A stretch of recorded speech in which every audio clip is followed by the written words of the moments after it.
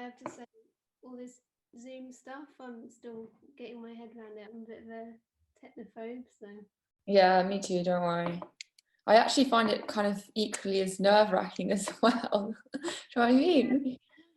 Especially when like people can see you freaking out about not being able to do it, like your new computer going, oh, I can't do Yeah. Or suddenly I look up and there's no one there, and I've been talking to myself for ages. How are you? I'm good. How are you doing? Yeah, I'm okay. I'm not bad. Just at home, of course. Yeah, whereabouts are you? I live in North London, Tottenham area. Right. What about yourself? I'm in Earlsfield, which is like southwest. Okay. Yeah.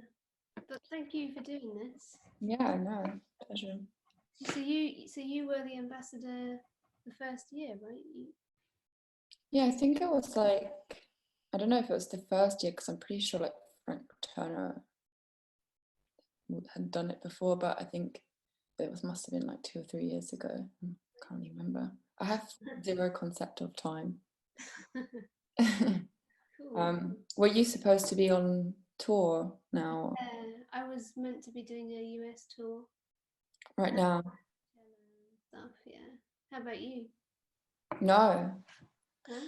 No, I didn't have anything scheduled. Well, I had a couple of festivals, but no, we didn't have any like solid plans, so I don't have that feeling of, like, oh, I should be somewhere else, which must be horrible. Are you just writing and stuff? Were you meant to be writing? Yeah, just working on new stuff.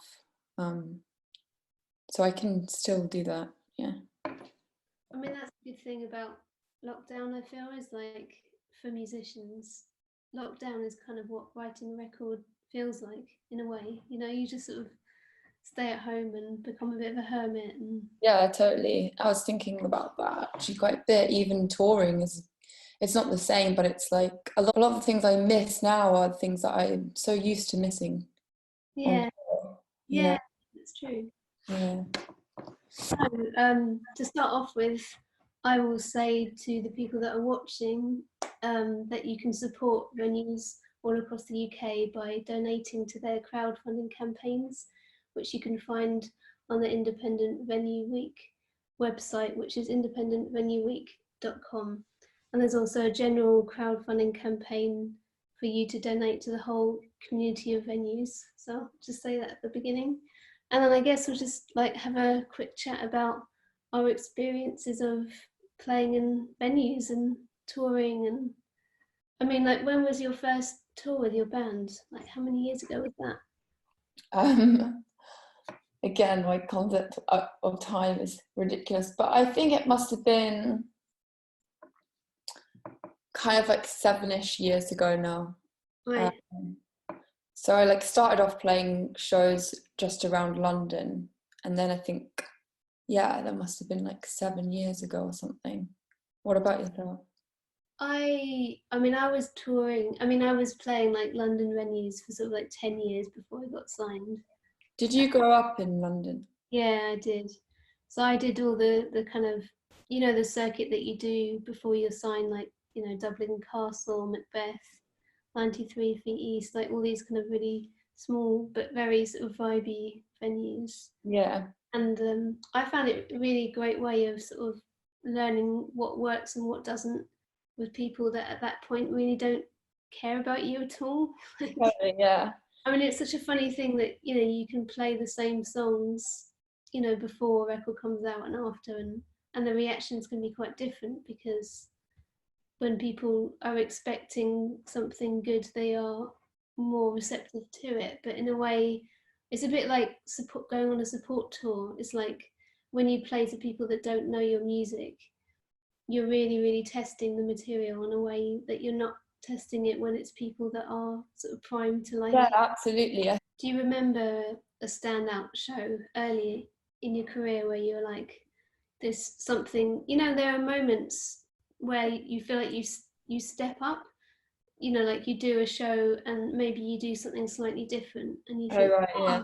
Yeah, like I should do more of that, or Right, yeah. reacts in a way that's surprising, and it kind of, that's how Yeah, you're going forward, isn't it? yeah. I think I remember playing. I always think of this gig. We played the Casbah in Coventry, and there was no one there, like actually no one. But they still went ahead with it. So we played it to the support band. I think neither of us had managed to pull a crowd at all. But I remember I really enjoyed it, and I really let go, and I was like, probably because I was like, oh, there's no one here, it doesn't matter, I'll just have loads and loads of fun. And I did have loads of fun. And then I was like, why don't I do that obviously, well, I don't do that when people are there because I'm more nervous. But then I was like, I should take some of that for when people are there, because that's what people want to see, you know? And it's So, funny, yeah.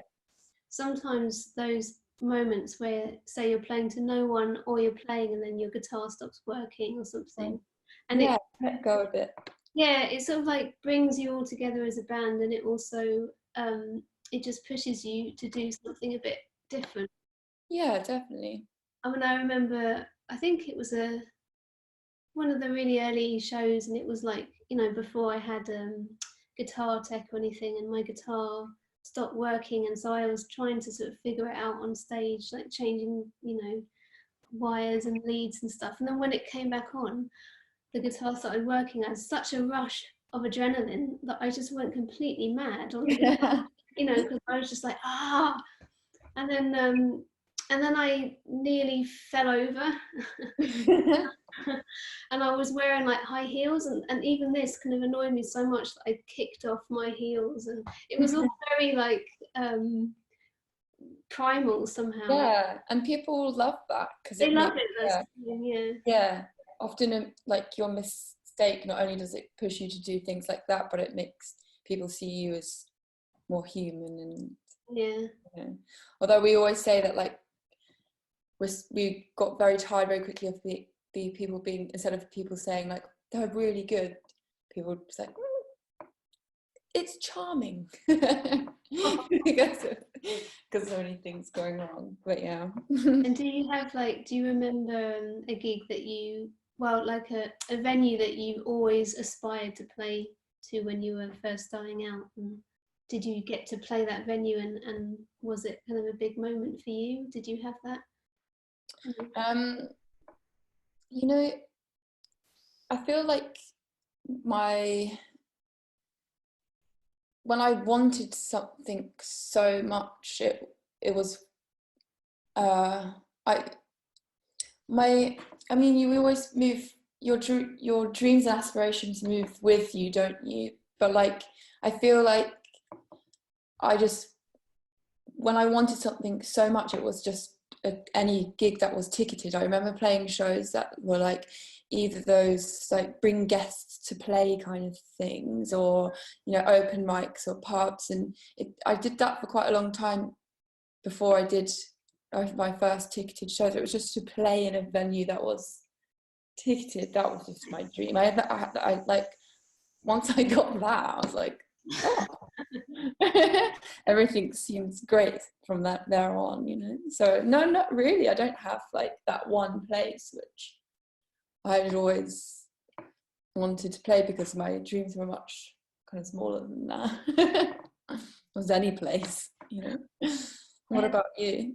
I had this venue. I used to go to Denmark Street all the time when I was younger, because I was obsessed with guitars. And there's this one venue called the 12 Bar Club. Yeah, I went there. Yeah, which I is. saw Willie Mason there. Oh yeah. Oh, Yeah. doing perfect there. Mm. And I remember, like, I used to go there like all the time, and my dream was to play there. And like, it was a really tiny place. It was like, Yeah. you could fit like, what, 30 people in there. But to me, I was like, I've made it if I get invited to play at the 12 Bar Club. That was my. That's a cool one. 12. Yeah, and also because it's got an amazing history of people that have played there. I mean, Jeff Buckley played there. Did you? Was my like hero. So like, I have a thing with, say, with Jeff Buckley, where like I know all the venues that he played in London, So my dream was just to play all of the same venues, to almost like be in his his spirit or something. So he played there, and he played the garage as well. Did you play in the 12 bar? Yes, I did. I reached the dream. Gone now, isn't it? My career was 12 bar. And yeah, and then I guess like as you kind of get bigger, I suppose your aspirations maybe change. I've played the Olympia in Paris, but I did it as a festival, and I always loved the idea of playing there actually. Again, because Jeff Buckley did a live at Olympia. Yeah. There's a theme here. Yeah. So you used to watch like videos of people that you admired playing shows, and those places became places that you wanted to play? I mean, definitely for Jeff Buckley, yeah. I mean, I love it when venues tell you who's played there before. You know, when you go into the dressing room and they have like the list of bands, and you can you're like, oh, they've played here. Yeah. It's I always think about that when I leave without adding your name to the wall. It's like, if I don't add my name, did I ever really play him? It still feels like being part of the canon of music somehow. Yeah. And I really like that about it.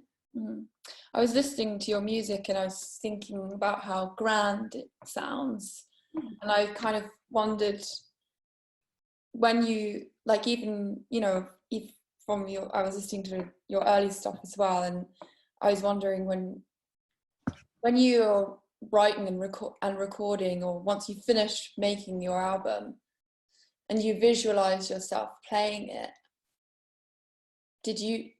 if you do that, what kind of place do you visualize your place playing it? I think it really depends on the records. Like, I think, say, for my second record, it was there was a lot of orchestrated moments. It was very lush, and I wanted to play in sort of theatres, and I really enjoy that. But I do find that the difference between audiences when they're sat down compared to how they are when they're standing, it's like there's a lot less. Well, people are more reserved when they sit down. They feel that they need to behave a bit better. Whereas I feel like the vibe that you get from people in a sweaty venue where everyone's standing up, there's something about that that's really special, I think. So for my last record, I wanted it to be in a more of a sort of sweaty, dark venue. That was kind of how I imagined it. And I actually think sometimes, I don't know if you ever have this, but I like to imagine myself performing a song when I'm writing it, because I feel like that instinct of when you're on stage, you just know what to do and what to sing because you're feeling it in the moment. And sometimes when you're just writing on your own, it's hard sometimes to get that instinct. And so I kind of imagine myself on stage and think, what would I do in the moment without thinking, and that sometimes helps to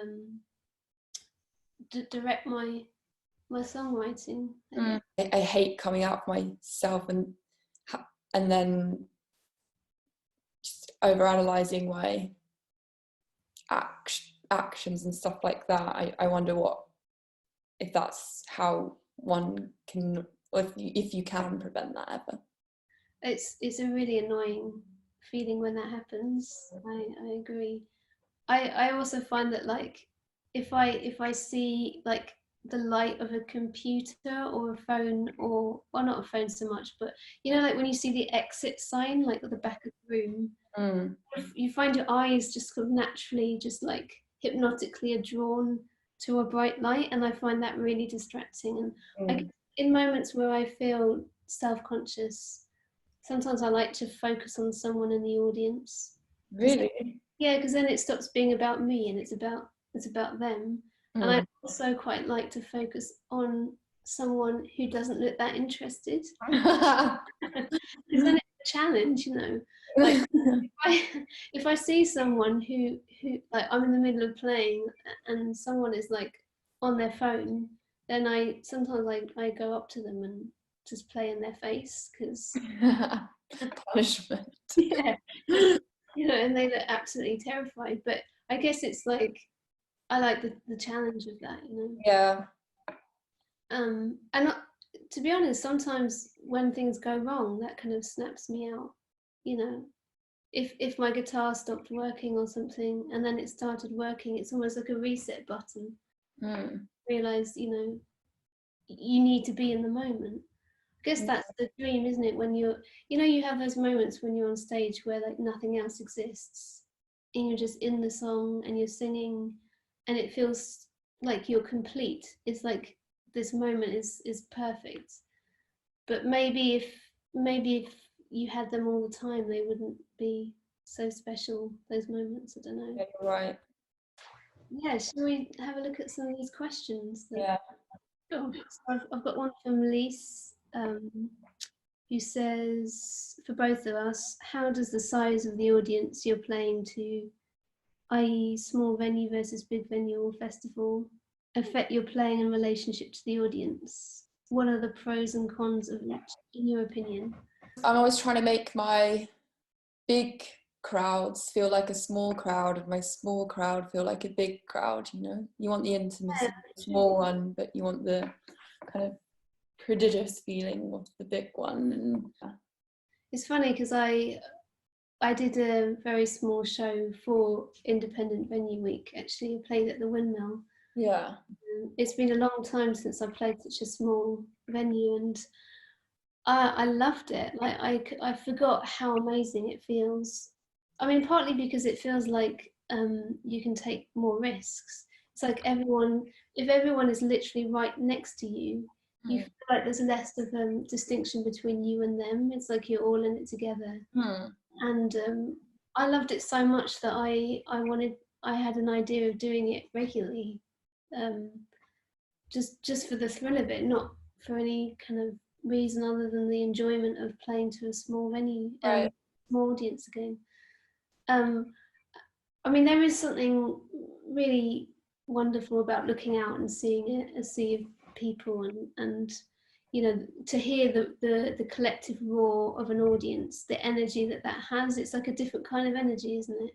Yeah, I sometimes find that I'm far more nervous in a small, intimate crowd because of that reason, that we're all in it together. It feels very real, and I feel very exposed. And in a big, huge crowd, it just feels surreal. And I still I still have that kind of, this can't be happening. This isn't happening to me. And then so I feel like I'm putting on an act, and actually then I don't feel like anyone can judge me if it goes wrong because it's an act. Yeah. Whereas you don't get that in a small one. So I do find them quite nerve-wracking. But then, like you say, like when we were talking about how do you come out, when you come out of yourself or you do something wrong and you start to second guess yourself, like things like that, in a big crowd, that it feels far worse because you're like, ugh, there is so many people watching me crumble right now. Whereas in a small crowd, I think because of that entity, they kind of, it's so awkward that the crowd are more inclined to help you out a bit. Yeah. I mean, I remember I supported someone at the O2, and like I'd been playing this song literally for like 5 years, and I'd never got it wrong. And then the first time I got it wrong was in front of 20,000 people, and it was just like utterly just like. And the thing is, there's so many people that, like you said, they can't all really know what's going on or be behind you. So that was really painful. Yeah, but I survived. It's all good. So I have a question from Marianne. If you could see any of your favourite singers in a small independent venue, who would it be? Who would it be? I'd love to see Radiohead in a really small venue. That's a good one. Because I feel like, I'd really like to geek out on what they're actually doing, like how they actually get all those sounds. Yeah, I never thought of it like that. Yeah, I sometimes when we play small venues, and I often like the crowd is, I can see who's gravitating towards which member, and there's a lot of people I see gravitate towards Joff because it's in such an intimate venue. It's their opportunity to see what pedals he's using and stuff, and they're all watching his pedal board. Yeah, I would be one of those people. I really, I find it really fascinating, and then also I guess they're just such a kind of amazing live band. I think that would be. What about you? Who would be the band you would want to see? I feel like I'd quite like to see, if it was a real intimate, sweaty kind of venue, half of me would want to see something where it's someone who, I don't know, that I could chill out and watch because it's so intimate, and so it felt like they were performing for me, but part of me would want like a really loud kind of band that I could feel like a teenager again and start moshing to, like something really loud, like probably Deftones or something like that. It's a good question. Well done. Tony says, question to both of us. I'd like to know what you have missed most during the pandemic, and what's the first thing you'll be doing once we are all unlocked. I would say it's kind of predictable, but just being able to like hang out with friends and family, you know, and not worry, I think would be really nice. I do think, like, in terms of playing live, that when we do finally get to play live again, it's going to be an even more amazing, intense experience because we'll have really missed it. Yeah. And, it's like, yeah, it's a bit like someone like that you didn't really appreciate, they break up with you and then you realize how much you really want them. Yeah, it's true. Yeah, that's a funny way of looking at it. Yeah. How about you? Touch, you know, I feel like sometimes I don't like, you know, it's important to be able to say things without words sometimes. And it's a strange thing to not be able to do that in a way. Yeah, well, that's true. What is your favorite guitar pedal? My favorite guitar pedal would be a roommate reverb pedal. I mean, for me, like, reverb just makes everything good on the guitar. I just I just love the way it just kind of, it's like every note that you play suddenly becomes so much more interesting, like, and expansive. And so that's definitely, if I was on a desert island with one guitar pedal, it would be a roommate reverb pedal for sure. I feel like I don't really know much about pedals and stuff, but Joff and I both use the Line 6 DL4 delay pedal because we love that sweeping delay echo thing. And it's, yeah, I don't know. I feel I get I agree with what you say about the reverb thing. If I was on a desert island, that would make me feel very grand and stuff if I had that. So maybe I would change my mind. But yeah, I feel like that's the kind of pedal that we use on everything. So maybe that. That's a good one. I've just started getting into delay actually. When you think.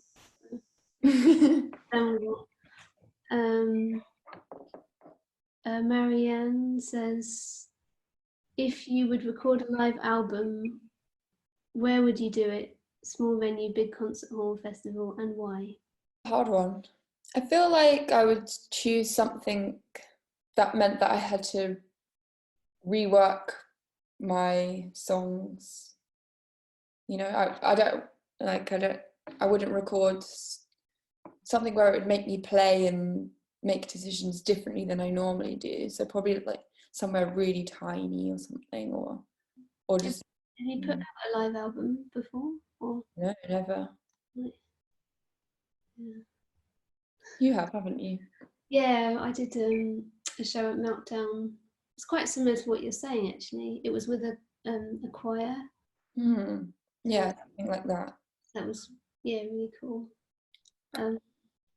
So for me, yeah, I totally agree with what you're saying. Like, the idea of doing it like really, really differently, I think would be really interesting. And in terms of where, I don't know really. I like the idea of doing it somewhere like really, really random, like in a car park or something. You know, like somewhere where you really wouldn't expect to have a show. I think would be cool. Yeah. On your live album then, so I don't think I've really listened to many live albums. Does it keep in all the in-between bits and stuff, or is it just like the live version of this song, the live version of that song? I don't think I could listen back to myself. I don't like listening back to myself saying like, yeah, thank you, and all that. It's the worst. I mean, that's kind of why I don't really talk that much between songs, because when I heard myself back, I was so horrified. I guess because like my sort of on stage presence and my off stage persona were very, very different. It's very schizophrenic to be like, and then be like, thanks everyone. Yeah. Like, Yeah.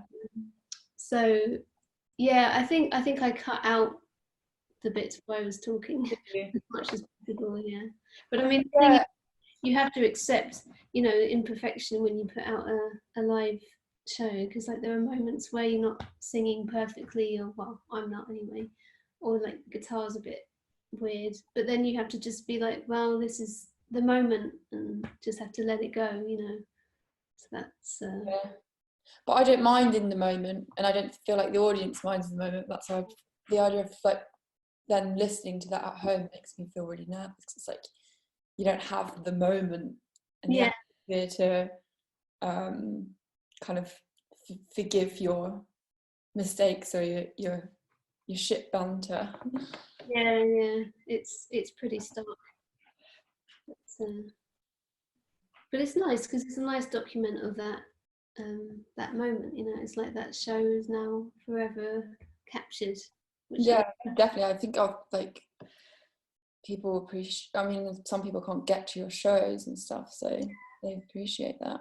Yeah, and that show was really special because I got the choir to sing some Rachmaninoff piece, which was so beautiful that like I was like crying on stage. It was so beautiful, but then I had to sing, so I was all like, like you think that if you're going to cry and sing, it's going to be like really emotive, but actually it just makes you sad. But that's still in there, my sort of spluttering, crying, singing. Yeah, I recommend it. Just give it. In a car park, then, yeah. Yeah, crying in a car park. Great. In a car park. That's all my questions. Have you got any more? Is that? Well, I didn't quite finish Paul Stokes' Okay. rest of his question, which was, what songs would sound different without your experiences of playing in grassroots venues? If they would at all. I think when I play live, I have lots of moments that are just improvised on stage. So that like moments of like atmosphere or guitar moments or even vocal moments. And I think I learned how to improvise from being on stage, because like the stakes are really high when people are watching. If you have to be brave enough to go for something that you don't know what's going to happen.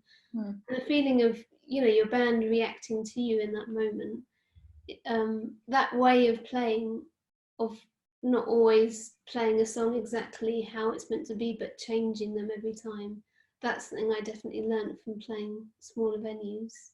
Even like so even your albums that weren't your first album, like do you play them a fair bit before you release them? Because I feel like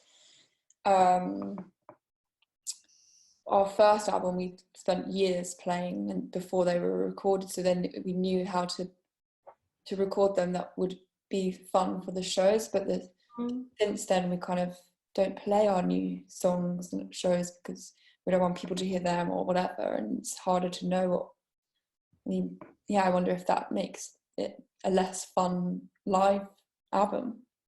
Yeah, I mean the same for me now. I don't play the songs live until the record comes out. But I guess when I arrange it for live, I I guess I use the experience that I have had of, you know, like you have a moment that on the record is like 16 bars, but you think live, you know, you can stretch that out. And Yeah. you know, I got a lot of inspiration from seeing Nick Cave and the Bad Seeds at All Point East last summer or the summer before, and I was like, that's what they do all the time. It's like it feels like, you know, they have a moment that could be over very very quickly, but they really extend it and really take it to the point of where it's almost uncomfortable, and it feels very euphoric, you know, because everyone is waiting. It's almost like what they do in dance music, you know, when the beat comes back in it, and it's like, how long can you draw out that moment? And do they plan that, you think? I think it's all about like signals. I think like Nick Cave is like, you've got to have one person that's deciding when to change, otherwise it's just a complete mess. But so, you know, he'll, you know, give a little arm gesture or whatever, or, you know, and then everyone comes back in. And so like I learned a lot from that, from, you know, and I guess that's the sort of philosophy that I try and take, you know, with my live show. I mean, not with every song, but with the songs that have space for that. It's something that I really like to do. And what about you? Do you feel that it's changed? Yeah, definitely. I think, I mean, sometimes I think I wouldn't be bothered. I wouldn't I wouldn't write any kind of like fast kind of songs that like fast and heavy songs that aren't the things that will come so naturally to me, but I really want to write them because I know how much I love playing them. And so if I didn't have that opportunity to play them, especially in the kind of smaller, more intimate, sweaty kind of places, perhaps I wouldn't feel so much, you know, I wouldn't be pushed to write those kind of things, and you'd just have albums of ballads. Why is it that it's so much easier to write slow songs than fast songs? Like, I don't know why that. Because I guess it is, because you need, it's so much about feeling, and you know, you kind of need to, maybe you need to go for a run before you write those kind of songs or something. You want to feel kind of like you're out of breath and sweaty and stuff, you know. So that's like kind of why people are always, you know, it's hard to be in a kind of like fun kind of guitar-y kind of band that plays those kind of songs, because they're so dependent on playing live and figuring out how to play it in a space with your bandmates, you know. And like for so long now that it's been hard to do that, because it's too, you know, it's too expensive to find somewhere to rehearse. It's too expensive to fly to travel your gear around everywhere. It's too, you know, it's like you have to have venues that are up for you cutting your teeth and selling no tickets in their venue, and you know, lots of places can't afford to do that, really. So it is hard to be in that kind of band making that kind of music, because it's so dependent on live stuff. I mean, apparently, well, I don't know if this is true, but I read somewhere that you write music or you play music around the speed of your heart rate. Really? Yeah. So maybe people in bands that write fast music are all really unfit. I don't know. Just saying, you know, because your resting heart rate, the slower it is, the fitter you are. The slower it is, I feel like I would have thought it was the other way around, you know. Well, but that's because like if you have a slow heart rate, it means that your heart doesn't have to go as fast to pump the blood around your body. But I don't know. It's just a theory. I like the idea of it though, because I always seem to write music at 100 BPM. This is naturally always that's my natural. It's like there's always a speed that feels more right. Yeah, well, or literally every one of my songs is 120 BPM because when you open Logic or GarageBand, that's what it's set at. And I didn't know you could change it for so long. Come on though, because that keeps it fast. Yeah, quite fast, yeah. Right, well, thank you so much for doing this, and it was lovely. Yeah, thanks for having me. And just to say again, you can support venues by going to the donations page of Independent Venue Weekend, donating to their crowdfunding campaigns. So please, everyone, do that. And thank you so much. And hopefully see you on the road sometime. I hope so. Yeah. All the best. Right, take care. Take care. Bye.